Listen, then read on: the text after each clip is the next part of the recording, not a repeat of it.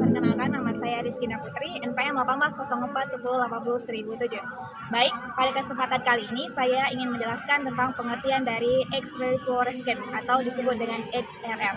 Baik, XRF adalah teknik analisa non-destruktif yang digunakan untuk mengidentifikasi serta penentuan konsentrasi elemen, baik itu pada sampel padat, pada sampel bubuk maupun cair, dengan cara analisis unsur penyusun sampel tersebut. Nah, XRF itu sendiri digunakan untuk mengukur panjang gelombang komponen material yang dihasilkan pada radiasi sinar X. Selanjutnya, tujuan dari XRF itu sendiri apa sih? Nah, XRF itu sendiri bertujuan untuk mencari komponen unsur-unsur dalam suatu materi. Terima kasih. NPM 180410801116. Di sini saya akan menjelaskan jenis-jenis XRF. Yang pertama ada Energy Dispersive X-ray Fluorescence atau EDXRF. Yang kedua ada Wavelength Dispersive X-ray Fluorescence atau WDXRF. Yang pertama ada EDXRF, adalah suatu teknik analisa sampel batuan secara kualitatif dan kuantitatif berbasis teknologi sinar X untuk membedakan unsur mayor dan minor pada berbagai macam tipe sampel berdasarkan energinya. Yang kedua ada WDXRF, adalah dispersi yang didapatkan dari difraksi dengan menggunakan analizer yang berupa kristal pada sampel yang berperan sebagai grade. Dari WDXRF dan EDXRF yang paling menguntungkan adalah WDXRF karena aplikasinya luas dan beragam. Kondisi pengukuran yang optimal dari tiap-tiap elemen dapat diprogram. Yang ketiga, analisa yang sangat bagus untuk elemen yang berat, sensitivitas yang sangat tinggi, dan limit deteksi yang sangat rendah.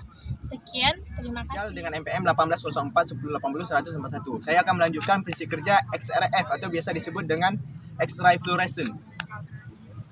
Analisis dasar daripada XRF atau X-ray fluorescence ini adalah pencacahan sinar yang dipancarkan oleh suatu unsur untuk pengisian kekosongan elektron yang berada pada orbitan dekat dengan inti oleh elektron yang berada pada orbitan lebih luar. Ketika sinar X yang berasal dari radioisotop sumber eksitosi menabrak elektron dan akan mengeluarkan elektron kulit dalam, maka terjadi kekosongan pada kulit itu.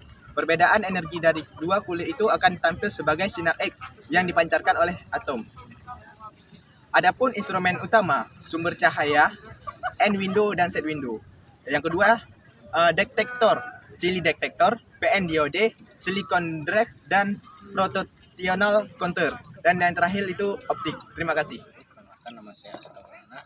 Pada hari ini saya ingin menjelaskan cara prinsip kerja dari XRF, yaitu X-ray fluorescence. Prinsip kerja dari XRF adalah dengan menembakkan radiasi foton elektromagnetik pada material yang diteliti. Radiasi elektromagnetik akan berinteraksi dengan elektron di kulit K di suatu unsur. Elektron di kulit K akan memiliki energi kinetik yang mampu memisahkan diri dari ikatan inti, dan ini akan membuat elektron terpental. Peristiwa ini akan menghasilkan sinar X baru yang disebut dengan sinar X karakteristik.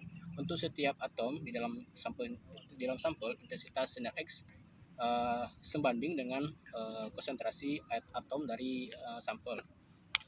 Intensitas sinar X kemudian akan dibandingkan dengan suatu standar yang diketahui konsentrasinya, sehingga intensitas dari suatu unsur akan mudah ditentukan. Sekian. Kaus NPM 180410801021.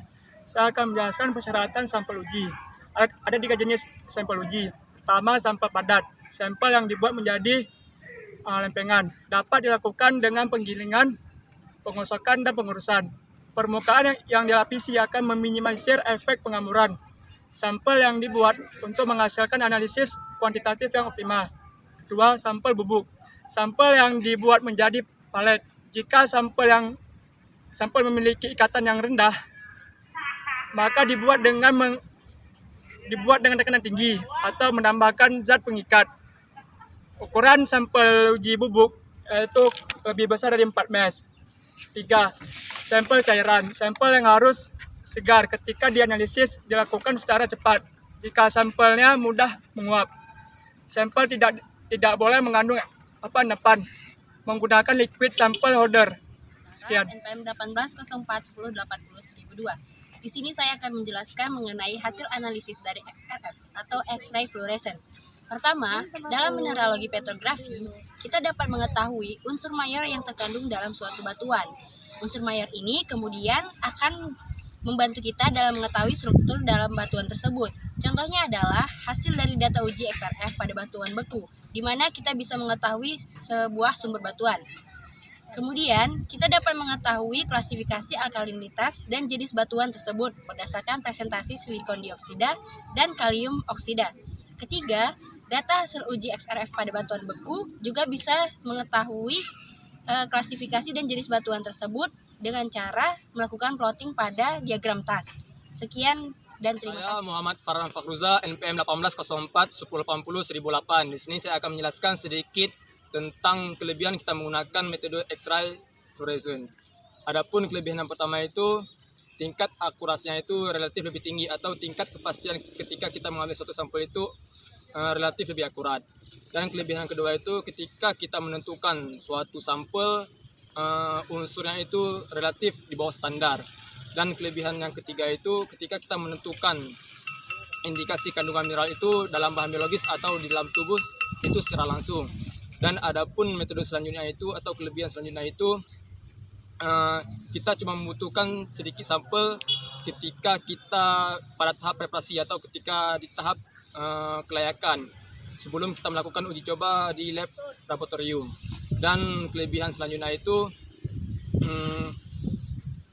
jangkauan antar elemennya itu relatif lebih akurat. Dan metode atau kelebihan paling utama itu pada metode X-ray fluorescence ini lebih murah, cepat, dan analisanya pun lebih akurat.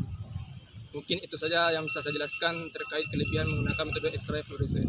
Perkenalkan, nama saya Samuel Paulus Edit dengan NPM 18041080/157. Pada kesempatan kali ini saya akan menjelaskan terkait kekurangan dari teknik analisis XRF. Yang pertama, untuk teknik ini dia tidak cocok untuk menganalisa elemen yang ringan seperti hidrogen dan helium. Kemudian untuk menganalisa sampel cair membutuhkan volume gas helium yang cukup besar. Berikutnya, preparasi sampel biasanya membutuhkan waktu yang sangat cukup lama. Berikutnya, tidak dapat diketahui senyawa apa yang dibentuk oleh unsur-unsur yang terkandung dalam material yang akan diteliti. Dan yang terakhir, tidak dapat menentukan struktur dari atom yang membentuk material tersebut. Terima kasih. NPM 18041080/1006. Sebelumnya, kita telah mengetahui apa itu XRF dan bagaimana cara menggunakan metode XRF.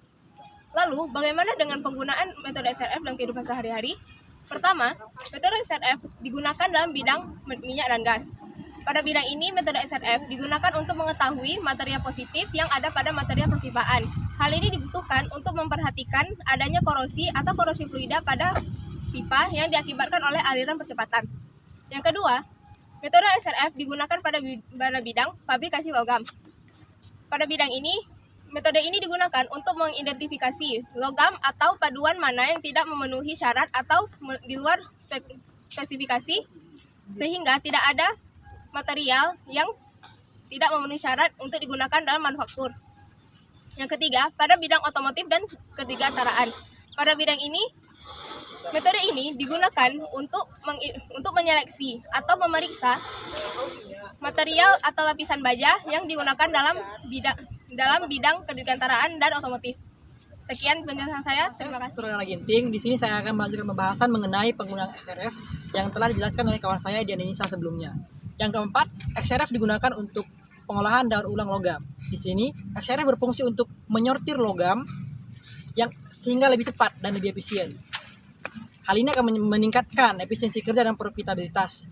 Yang kelima, XRF digunakan untuk daur ulang logam mulia. Di sini XRF bertujuan untuk memilah logam mana yang memiliki kadar yang tinggi dan untuk memisahkan logam mulia dengan logam beracun pada proses daur ulang. Yang keenam, XRF juga digunakan di bidang penambangan dan eksplorasi. Di sini XRF bertujuan untuk memindai biji mana yang memiliki kadar yang paling tinggi sehingga mempermudah dalam penentuan cadangan. Yang keenam, XRF juga digunakan di bidang konstruksi dan lingkungan. Di sini XRF bertujuan untuk melakukan penilaian risiko terhadap penyaringan dan menentukan kadar remediasi pada tanah. Sekian dan terima kasih.